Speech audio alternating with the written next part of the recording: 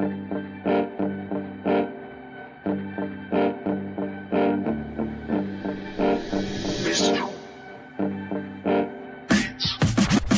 on everybody mag-basketball, ipakita mo yung usay mo sa hardcourt. Come on everybody, show me some moves. Ito kalaro ng bawat Pilipino. Hey, come on everybody sa hardcourt. Come on everybody sa hardcourt. Come on everybody sa hardcourt. Come on everybody sa hardcourt. Yo, what up? Ito po muli ang inyong lingkod, Galbong Bordado, ang reactionist na gwapo. Meron tayong content ngayon, i-review. Ito ay update sa ating #1 draft pick sa PBA, si Stephen Holt. Ang content na ito ay nagmula kay Overrated Highlight. Yun, click nyo yung notification bell, subscribe nyo siya para update kayo sa mga sports happening mo, especially sa basketball at PBA. Yun, tara panoorin natin to, update to sa #1 draft pick. Ano na ba nangyari? Kung sa Ginebra ba siya mapupunta? Siyempre, inaabangan ng mga Ginebra fans yan. Tuloy na ba? Kasi alam ko nung draft night, wala to eh. Kaya nga nangangamba ako na baka hindi ito maglaro eh. O ngayon, panoorin natin kung anong update sa kanya. Stephen Holt, #1 draft pick sa PBA. NBA at kahit anong sports mga brods. So kaya nga para makuha mo yan, gamitin mo ang ating promo code na OBR and yung link ay nandyan sa pin comment section sa ibaba mga kabrods. So ito pong 1xbet, huwag kayo mag-alala. O yan, para sa mga mahilig magsugal. Yan, legal na sugal yan, 1xbet. At mga big companies like PSG mga kabrods. So get up to 7,000 legit yan, legit. Kung sugarol ka, legit yan. And you can easily withdraw here. Winnings through PayTM, bank, and other easy methods mga brods. So matagal ko na talagang ginagamit ito, kaya nga mga brods, mag-bet ka na kung saan gamitin mo ang ating promo code na OBR, and yung link nandyan sa pin comment section sa ibaba. Mga brods, may balita nga po tayo sa SMB at TNT Tropang Giga. Ito nga po kasing TNT, minamata nila. Uy, commercial, kakataas na ng commercial ulit. So bilang suporta sa content creator nito, skip muna natin yung commercial, mamaya natin panoorin kasi baka umabot na ng 5 oras. Alam mo naman yung mga commercial dito, napakahaba. Yun, tagal, nag-loading siya, nag-loading. Update to sa super rookie, ang #1 draft pick na si Stephen Holt. Yun. O, bakit nag-iba? Ano to, virus?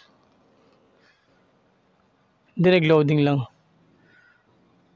Siguro, humina yung internet gawa nung ito pong si CJ Perez ngayon from SMB, pero ito na, balik na tayo. Humina lang pala yung internet. Bayan, converge.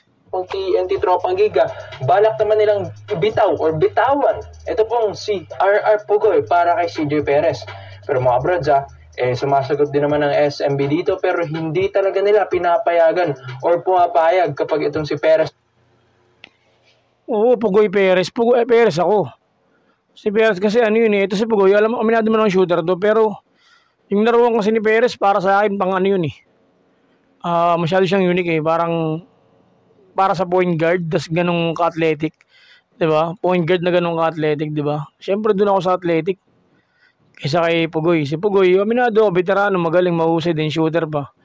Pero kasi iba yung dating nung iba yung hustle, sipag nung CJ Perez, iba talaga ang mawawala sa kanilang roster lineup sa ngayon mga kabrods. Dahil malaki nang naitulong ni Perez, pero ito pong si RR Pugoy nakakagulat lang dahil isa ito sa mga gustong ibigay ng TNT Tropang Giga, which is ganyan talaga sila kagiyang para lang makuha ito pong si CJ Perez. Pero isa rin sa mga gusto nilang gawing trade asset na medyo malaki rin kasi ito pong value niya katulad ng isang Mikey Williams. Medyo nag-aalborauto nga ito pong si Mikey Williams dahil may mga issue ito at gusto nga rin i-trade ito ng TNT para makuha nila si CJ. Mompera yun Attitude ito pong si Mikey Williams, biro nyo, ino-offeran pala ito sa Gilas Pilipinas. So hindi pala para sa bayan, kundi para sa pera. Ito pong si Mikey Williams mga kabrods. So ito nga pong si RR Pugoy, hindi naman ito mga brods, wala naman itong commercial na naman, nag-loading, commercial nga. So yun na nga, skip mo natin yung commercial, mamaya natin panoorin para hindi umaba ang video ng 1 hour. Pero mukhang unskipped tong video itong isa meron. Huwag siyang skip. bilang suporta sa content creator. So ayun, balik. Attitude din, di ba? May laro talaga ito pong si Pugoy. So ito pong SMB, napapaisip din. Which is, isang sharp shooter or pure shooter ang mapapalit kay CJ Perez. Pero para sa akin mga bro, sa lahat po ng mga SMB fans sa totoo lang tayo. Hindi ko talaga ibibigay ang isang CJ Perez para RR Pugoy. Isang athletic na player, ito pong si Perez, pero ito pong si Pugoy, alam naman natin, athletic din, pero pagdating naman kasi sa puso talaga at sa laruan, mas maganda ang skill set kasi ni CJ. Tama.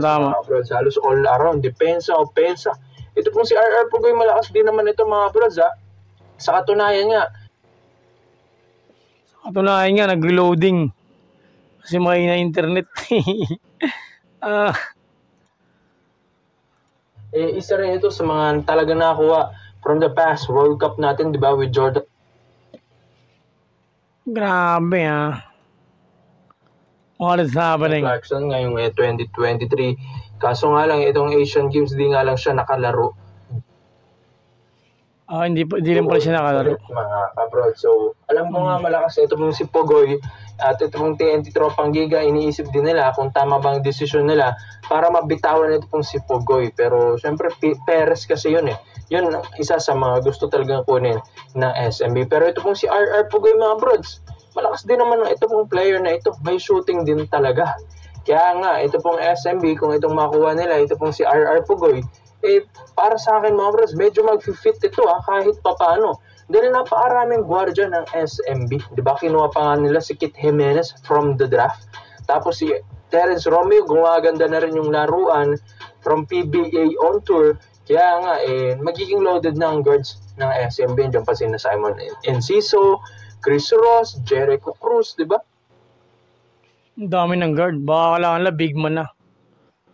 Kailangan ko connection Ang dami ng mga point guards dyan, mga kabrods. Kaya nga baka magbawas. Ito pong SMB. Pero wag naman sana na kung si Perez naman ang kanilang babawasan, di ba mga kabrods? Pero kung mapupunta sa kanila si Pugoy, okay ito mga bros. Pero hindi nga lang si Perez ang ipapalit nila dito.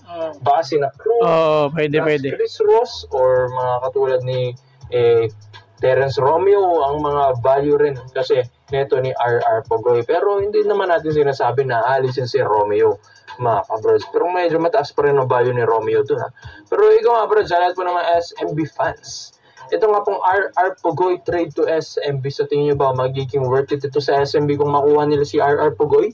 Para sa akin, hindi. Diba? Perez yun Perez yung kapalit Lugi. Komento mo lang. Pwede mo dyan mga kabrods at isa natin yan. Dito naman po tayo sa kabilang balita naman natin mga kabrods. Ito nga po si Stephen Carino Holt. Kumakailan lang noong October 4, kung hindi man ako nagkakamali, pinapirma na ito ng Terra Firma Jeep ng isang 2-year, parang maximum contract yun hindi rookie ang contract doon mga kabrods kay Stephen Holt, dahil para namang hindi kasi rookie maglaro ito. Isa po itong 6'4" guard from St. Mary's College of California, kung saan doon sa nag-college. Tapos isa itong shooting guard or point guard mga bro. Biro nyo, ang laking point guard ni Stephen Holt. Hindi nga ito parang rookie talaga dahil 31 years old na rin. Ito pong si Stephen Holt mga bros. Kumbaga, pagdating niya dito sa PBA, talagang marami ng veterano na. Ito pong si Stephen Holt, which is mas matataas pa ang liga kaysa sa PBA. Pero ito mga brods, meron din naman tayong mga twist dito. Kahit 2 years pa ang contract na ito ni Stephen Holt, mga kabrods, kahit sabihin mong 2 years yan sa Terra Firma Jeep, mga kabrods, kahit naman na under contract ang isang player, once na magkakaroon ng trade, mati-trade yan kahit nga after ng one conference lang. Pwede nang kunin ito agad or harvestin agad. Yan yung mga nakikita natin sa comments. Maski nga sa NBA, kahit under contract ka, na kahit mga 2 years contract ka, once na ma-iti-trade ka, talagang ma-iti-trade ka kahit may kontrata ka pa. Depende sa salary cap yan kasi, sa salary cap Bayad ang salary cap. sa salary cap. Pero si Stephen Holt, malakas kasing player ito mga bros. Hindi biro ang magkaroon ng isang Stephen Holt sa PBA. Malakas-lakas na player ito kung saan naglalaro pa ito dati. Sa Australia, naglaro sa sa Kazakhstan, sa Slovenia, D-League ng NBA, kung doon nagkakamali. Europe yun.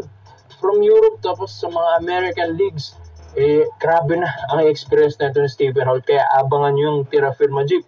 Dahil ito pong si Stephen Holt, ibang player ito mga bros, hindi commercial ulit. O loading. Commercial ba o loading? Feeling ko commercial. Creamy Caldereta receipt. Yun. Mukhang hindi siya skippable. Panoorin lang natin bilang suporta sa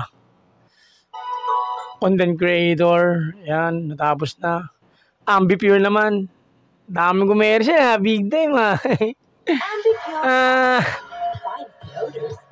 big time si Kuya mo. Daming commercial. So, ayun na, balik tayo kay Stephen Holt. Grabe ka na. Grabe na yan Mekis mo na yan, insan. Grabe na yan. hero na magkaroon tayo ng ganyang player dito sa PBA. Kaya nga, giyang ang Barangay Ginebra San Miguel dito. Ang SMC group dito na makuha ito pong si Stephen Holt. Dahil alam naman natin na sa mata nila, ito pong si Stephen Holt at titignan nila parang import na yan yung mangyayari dito kay Stephen Holt, di ba? Maski ang first pick ng mga Tira parang import na yan si Stephen Holt. Yung experience niya, parang import na rin yan. From the past few years, nasa na sila mga kabrods ngayon. Di ba? Nasa SMC group na rin.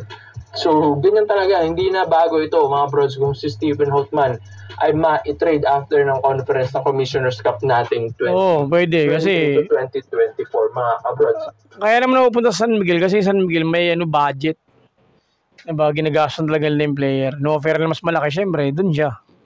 Kaya nga, ito mga brods, syempre, ito pong si Stephen Holt, malakas na player din at gusto rin talaga ni Coach Tim Cone ng isang malaking point guard, mga kabrods. Pero nyo 6 foot 4 point guard. Ang lalaki talaga, mga kabrods, ng mga point guard talaga sa ibang bansa. Pero ito pong si Stephen Holt, ang laki talaga niyan. Yung mga point guards nga dito sa PBA, parang 5'11" to 6'1" ang average ng height ng point guard dito. Or I mean 5'9" or 5'10". Pero mga brods, medyo oversized ang laki ni Stephen Holt dito. Pero pwede naman siya maglaro as a shooting guard. Shooting guard, pwede rin small forward. Kasi ito parang import na. So talagang marami itong kakainin na players na point guard kapag ito ang kabantayan nila. So ikaw mga brods, sa lahat po ng mga Barangay Ginebra fans, ito po bang si Stephen Holt ay sa tingin nyo ba, dapat ba nilang i-push ito after ng one conference sa Tira Firma Jeep? At yun nga, magkakaroon na naman tayo ng trade dyan, mga kabrods. So komento mo lang ang opinion dyan, mga brods, at isa natin yan. Salamat po sa panonood, mga brods. This is Overrated Highlights yung lang. Ayun, maraming salamat kay Idol Overrated. Pasensya na kay Converge, medyo lagging. Yun, tapos na ang ating content. Yun, ano masasabi nyo? Para sa akin, malamang sa malamang, si Stephen Holt, offer mas malaki yan ng SMC. Kasi ganun naman Sila yung may ganun Diba? Sila yung may kakayahan para operan si Kaya nga yung mga player lang ng mga number 1 pick na punta na sana, diba? Yung mga malalakas na pupunta sa San Miguel Corporation. That's reality, man. Yun, maraming salamat. Suporta, guys. Subscribe na kayo sa akin. Kung hindi pa nakasubscribe, click yung notification bell para update kayo sa mga sports happening, most especially basketball. Kalbong bordado, ang reactionist na guwapo.